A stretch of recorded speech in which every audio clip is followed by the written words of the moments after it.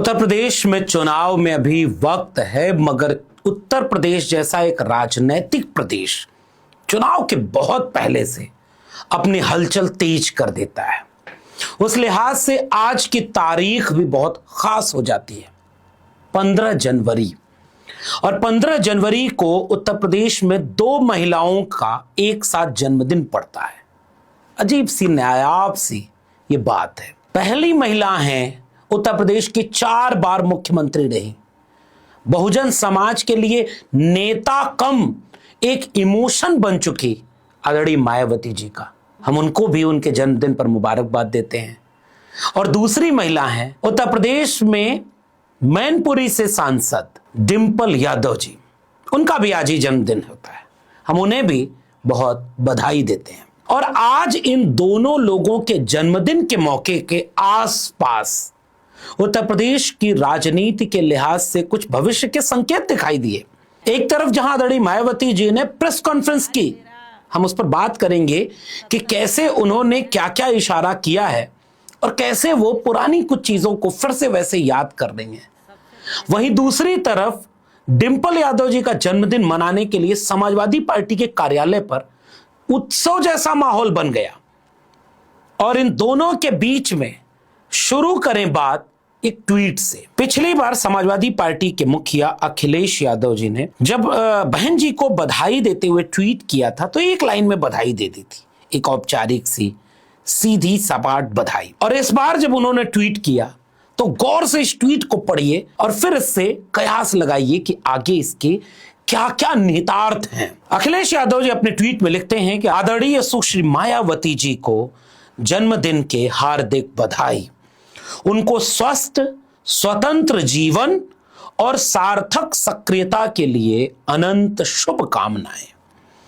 उन्होंने जीवन भर प्रभुत्ववादियों के खिलाफ जाकर शोषित, वंचित, उत्पीड़ित, उपेक्षित व अपमानित समाज के मान, सम्मान और अधिकारों के लिए जो रात दिन अनवरत संघर्ष किया और संविधान विरोधी, गौर से समझिएगा, संविधान विरोधी भाजपा और उनके संगी साथियों को जिस तरह ललकारा वो निरंतर रहे, इस कामना के साथ उनको जन्मदिन के पुनः बधाई। देखिए, राजनीतिक गलियारों में इसके कई अर्थ निकाले जाएंगे, लेकिन अखिलेश यादव जैसा एक राजनीतिक व्यक्ति जिसकी भाषा में इतना संयम, धैर्य, सहनशीलता दिखती है, उन्हें मैं बार बार कहता हूं कि बेईमान पत्रकार को भी ईमानदार बोल करके बेईमान से बड़ा तमगा दे देते हैं, उन्हें अपना जबान खराब नहीं करनी पड़ती है।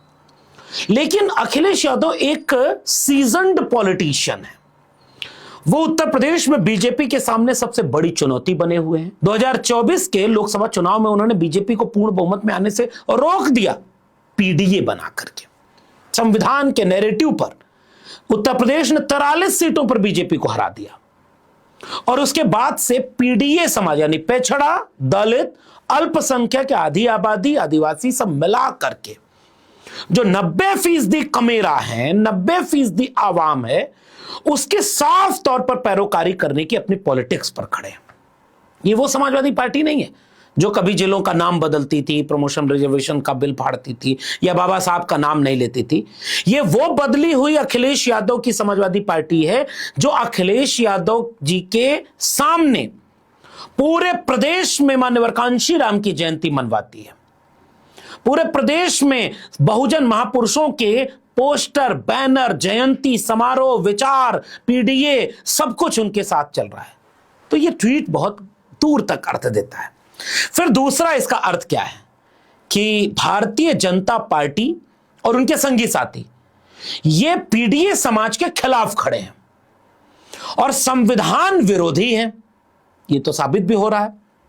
उन्होंने अपना एक पैगाम भी दे दिया।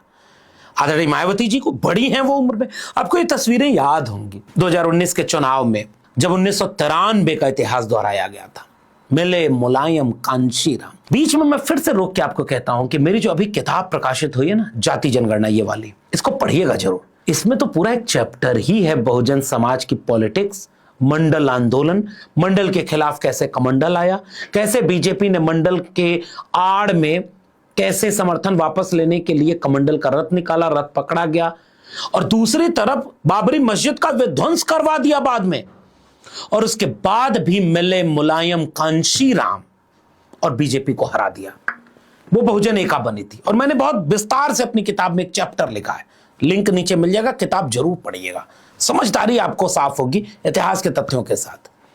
तो ये जो लड़ाई लड़ी गई है संविधान की और मंडल कमीशन की, इसे लड़ने वाले बहुजन समाज के ये नेता थे, और उसे इतिहास को दोहराया था 2019 की इस तस्वीर ने, जब अखिलेश यादव जी ने बुआ और बबुआ एक हुए हैं, इस बात को एक इनिशिएट किया और आदरणीय मायावती जी ने उसे एक बड़ा दल दिखाते हुए एक बड़े गठबंधन की तरह बनाया। फिर गठबंधन चुनाव के बाद अचानक टूट गया, लेकिन गठबंधन का परिणाम क्या निकला पता है? साल 2014 में समाजवादी पार्टी के 5 सांसद, बसपा 0। साल 2019 के गठबंधन के बाद समाजवादी के 5 सांसद, बसपा 10। साल 2024 में फिर अलग अलग लड़े, समाजवादी पार्टी के 37 सांसद, बसपा 0। मैं ये नहीं कह रहा हूं, राजनीति है, कभी भी कोई जीत सकता है, कोई हार सकता है। सपा भी कितना 3-4 लोग बचे थे संसद में, एक समय वो भी था समाजवादी पार्टी का। रामपुर और आजमगढ़ हार गई थी सपा। आगे भी चुनाव है, कोई भी जीत सकता है, कोई भी हार सकता है। लेकिन आदरणीय मायावती जी ने आज जब प्रेस कॉन्फ्रेंस की तो फिर से उन्होंने वही सारे इतिहास दोहराए कि गठबंधन का फायदा बीएसपी को नहीं मिलता है। ये एक परिणाम मैंने बताया। और बहन जी चूंकि बड़ी नेता हैं, देखिए अखिलेश यादव जी ने जो ट्वीट किया है उसमें एक पैगाम है कि भाजपा और उनके संगी साथी लोग इस पीडीए यानी बहुजन समाज के सबसे बड़े दुश्मन है। इस बहुजन समाज के सबसे बड़े दुश्मन को रोकने के लिए जो लड़ाई आदरणीय बहन जी ने वंचितों, शोषितों, उत्पीड़ितों के हक के लिए लड़ी थी, उस लड़ाई को फिर से लड़ने का, बिना डरे, बिना समझौता किए, बिना पीछे हटे वापस लड़ने का सही वक्त आ गया है। क्योंकि 2027 में अगर बीजेपी फिर से यूपी जीत गई तो उसके बाद इस देश में न तो संविधान बचेगा, न लोकतंत्र बचेगा, न जो अधिकार आपको पीडीए समाज को मिले वो कुछ भी बचने वाले। सपा बसपा बचेगी नहीं बचेगी ये बाद का प्रश्न है। इस देश में गुलामी वापस आ जाएगी, ये चुनाव आपके सामने है। इसलिए अखिलेश यादव ने एक बड़ा पैगाम और बहन जी को याद किया, आदरणीय मायावती जी को, वो उन्हें बुआ कहते हैं सम्मान से। और आज भी उनके उस ट्वीट में एक हिडन संदेश है। एक पैगाम आदरणीय मायावती जी के लिए और एक पैगाम पीडीए समाज के लिए कि ये जो आज बीजेपी और आरएसएस मिलकर के संविधान को खोखला कर रहे हैं, आरक्षण को खत्म करने के लिए निजीकरण ले आ रहे हैं, एनएफएस कर रहे हैं, सब कुछ बर्बाद कर दिया इन्होंने पीडीए समाज का। संविधान बदलने के लिए बार बार नारे लगाते हैं, कभी मनुस्मृति का राज बनाने के लिए हिंदू राष्ट्र की यात्रा निकालते हैं, आडंबर पाखंड में पूरे देश को फंसा दिया है, जिसमें सबसे ज्यादा 90% लोग पीडीए के फंसे हैं। आडंबर पाखंड में कथा सुनने जा रहे हैं, वो हिंदू राष्ट्र बनाने जा रहे हैं, वो दंगे में मारे जा रहे हैं, वो बीमारी में हैं, हॉस्पिटल में लाइन लगाए हैं, वो बेकार हैं, मजदूर बन के खड़े हैं, किसी तरह 100 रुपए का जुगाड़ हो जाए, शाम को खाने पीने का जुगाड़ हो। उस पूरे बहुजन समाज की धज्जियां उड़ाने का काम बीजेपी ने किया। आदरणीय मायावती जी बीजेपी की इस कृत्य पर अपने प्रेस कॉन्फ्रेंस में बोलती ही नहीं। अब इस आज वाली प्रेस कॉन्फ्रेंस को भी देखिए, वो अपने पार्टी को पैगाम भी दे रही है। उन्होंने बहुत सारी अच्छी अच्छी बातें कही जो कहना चाहिए एक नेता को। उनका शासन कई मामलों में अच्छा था, कई मामलों में उन्होंने अपने कार्यकर्ता को आत्मविश्वास दिया, ताकत दी, सम्मान दिया। ब्राह्मण नाराज हैं कि क्षत्रिय नाराज हैं, थोड़ा उधर भी 2-4 चीजें उन्होंने उछाल दी कि 2007 याद करो कि ब्राह्मण शंख बजाएगा हाथी चलता जाएगा, उस तरह का कुछ इशारा भी किया। हालांकि उन्होंने बाद में यादवों पर भी टिप्पणी की कि हम उनके समाज का भी हित रखेंगे, हम जाटों का भी हित रखेंगे, हम बहुजनों का भी हित रखेंगे। लेकिन बार बार आज जो है, मतलब सपा पर आप ज्यादा हमलावर हो जाए, कोई बात नहीं, राजनीति है, कोई पॉलिटिकल पार्टियां एक दूसरे के खिलाफ बोलती हैं, लेकिन आज जो बीजेपी सत्ता में है उससे आप एकदम आंख में आंख मिला करके कड़ा सवाल न पूछ पाए, उनको ये चेतावनी न दे कि अगर तुमने संविधान से खिलवाड़ किया तो पूरा बहुजन समाज सड़क पर उतरेगा। अगर तुमने आरक्षण को खत्म करने के लिए जो निजीकरण कर रहे हो, इसको अगर तुम रोके नहीं तो सड़क पर तुम उतर जाएंगे। तुम हिंदू राष्ट्र बनाने की पूरी कवायद को रोकोगे नहीं तो हम तुम्हारा विरोध करेंगे। एक भी चीज पर यह तेवर नहीं दिखता। जैसे कांग्रेस की आलोचना, फिर सपा की, सबसे ज्यादा सपा की आलोचना, क्योंकि दोनों पॉलिटिकल अपोनेंट है, एक बात समझ में आती है। फिर कांग्रेस बीजेपी सब बराबर, सरकार में बीजेपी है। 9 साल होने जा रहे हैं यूपी में और 12-13 साल हो जाएंगे केंद्र में धज्जियां उड़ाने का वक्त है इस समय बहुजन समाज के नेताओं के लिए, वरना यह गुलामी वापस आने वाली है। तो ये दोनों तरफ से जो पैगाम यूपी की राजनीति में दिख रहा है, इसका क्या असर दिखेगा, वो ट्वीट मैंने पढ़ के सुनाया। अब आदरणीय मायावती जी के कुछ बिंदु देख लीजिए, कैसे वो फिर से प्रमोशन रिजर्वेशन को याद कर रही हैं, गठबंधन हुआ तो फायदा नहीं हुआ ये याद कर रही हैं, फिर छोटी छोटी बातें कह रही हैं कि कैसे वो आगे की रणनीति बनाएंगी, और किसी से गठबंधन नहीं करेंगी।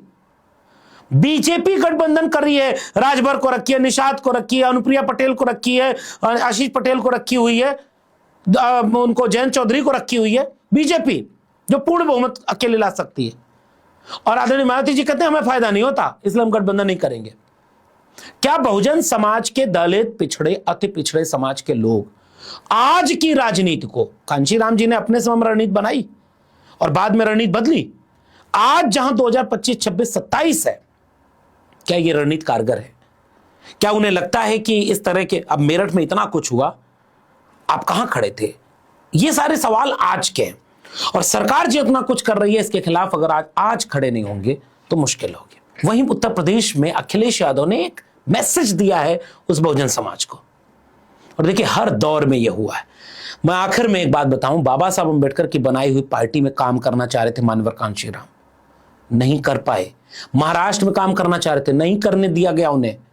वो नई पार्टी बनाते हैं, बाबा साहब की बनाई पार्टी मान्यवर कांशीराम नहीं चलाते हैं, रिपब्लिक पार्टी ऑफ इंडिया। वो बसपा बनाते हैं, पहले DS4 बाम से, फिर बसपा बनाते हैं और अलग पार्टी बना करके अपना काम करते हैं। उनके काम करने का तरीका अलग था, कामयाब होते हैं, फिर बाद में आप उनकी आलोचना करेंगे तो करिएगा कि हाँ RSS बीजेपी के साथ भी सरकार बनाई। लेकिन जैसे अब कांशीराम जी का नाम लेकर के आजाद समाज पार्टी भी बन गई, नाम लेकर के कौन किसका वारिस है, बड़ा सवाल यह है। या आज के सवालों पर जो लड़ रहा है, संविधान बचाने की लड़ाई, सबसे ज्यादा आरक्षण बचाने की लड़ाई, उसको समाज नेता मानेगा। प्रकाश अंबेडकर तो आज भी लड़ते हैं महाराष्ट्र में, पता लगा लीजिएगा क्या करते हैं वो राजनीति के समय। आप पता लगा लीजिएगा कि रामदास अठावले कहां खड़े हैं, आप पता लगा लीजिएगा कि जीतन राम मांझी, नीतीश कुमार, जयंत चौधरी, अनुप्रिया पटेल सारे सत्ता के साथ खड़े हैं, और उसके बाद फिर वो बहुजन समाज के भी साथ खड़े हैं। दोनों कैसे हो सकता है? क्या उत्तर प्रदेश की राजनीति में अब एकदम लकीर खींचने जा रही है? और 2027 के लिए रणनीति क्या बनेगी बहुजन समाज पार्टी की, और बीजेपी को इससे फायदा होगा या नुकसान? ये मैं आपके लिए सवाल छोड़कर जा रहा हूं। मैं भी इस पर सोचूंगा और आगे आपसे अपनी राय रखूंगा। लेकिन जो पैगाम डिंपल जी ने, आपको जाते जाते एक तस्वीर दिखाता हूं। डिंपल जी ने मायावती जी के पैर छुए, और उसी मंच पर आकाश आनंद खड़े थे, उन्होंने मुलायम सिंह यादव जी का पैर नहीं छुआ। बाकी मैं आपके ऊपर छोड़ देता हूं। बुआ बबुआ एक हुए थे, गठबंधन कैसे टूटा, 0 से 10 सांसद पहुंचने के बाद पता भी नहीं चला। ये कांटे से कांटा निकाला गया था। और फिर मैं कह रहा हूं, जाति जनगणना वाली भी मेरी किताब पढ़िएगा, उसमें भी कांटे से कांटा निकालने वाली कहानी मैंने लिखी है। सुनिए वो नेता कौन था कांटे से कांटा निकालने वाला। मायावती की सरकार बनाना सिद्धांत के साथ समझौता नहीं? जी नहीं, हम मुलायम सिंह की सरकार से मुक्ति चाहते थे, हमने समर्थन किया। उस BSP से समझौता कर लिया, उस मायावती को मुख्यमंत्री बना दिया उत्तर प्रदेश का। बड़ी बुराई से लड़ने के लिए हमने छोटी बुराई से समझौता किया। कभी कभी व्यवहारिक जगत में ऐसा करना पड़ता है, कांटे को निकालने के लिए कांटे का उपयोग करना पड़ता है, और फिर दोनों कांटों को फेंक देना पड़ता है। और हमने उत्तर प्रदेश में यही किया है, एक कांटे से दूसरा कांटा निकाला और दोनों कांटे फेंक दिए। इस नेता को सुनना केवल व्यक्ति की बात नहीं है, आज भी वो लोग हैं जो बहुजन समाज को आपस में लड़ाते रहो, उनका पुराना इतिहास याद दिलाते रहो, उनकी पुरानी गलतियों को याद दिलाते रहो, ताकि आज कहीं से गलती से वो एकजुट ना हो जाएं। अगर वो एकजुट हो जाएंगे तो हिंदू राष्ट्र का सपना कैसे पूरा होगा? अगर पूरा पीडीए एकजुट हो जाएगा तो संविधान बचा लेगा, अगर पूरा पीडीए एकजुट हो जाएगा तो बीजेपी RSS की तो खटिया खड़ी कर देगा। मत होने दो, रोज उनको पुराने गड़े मुर्दे उखाड़ते रहो और छोटी छोटी बातों को तिल का ताड़ बनाकर लड़ाते रहो, झूठ, फूट और लूट से हुकूमत चलाते रहो। आप क्या कहते हैं, क्या ये कामयाब होगी साजिश या उत्तर प्रदेश में बदलाव होगा? अपनी टिप्पणी नीचे कमेंट बॉक्स में जरूर दीजिएगा। फिलहाल इस वीडियो में इतना ही। मेरा विश्लेषण कैसा लगा इससे आप सहमत असहमत हो सकते हैं, अपनी टिप्पणी नीचे जरूर दीजिएगा। फिर मिलेंगे, तब तक मेरे चैनल को सब्सक्राइब नहीं किया तो जाते थे चैनल को सब्सक्राइब करना मत भूलिएगा। बेल आइकॉन एंड घंटी बटन दबाएंगे तो अगली वीडियो की सूचना मिलेगी। ज्वाइन करेंगे तो हमें ताकत और हिम्मत मिलेगी। अगर आप इस वीडियो को ट्विटर यानी एक्स या फेसबुक पर देख रहे हैं तो डॉक्टर लक्ष्मण यादव को फॉलो करना मत भूलिएगा। फिर मिलेंगे, तब तक के लिए बहुत बहुत धन्यवाद।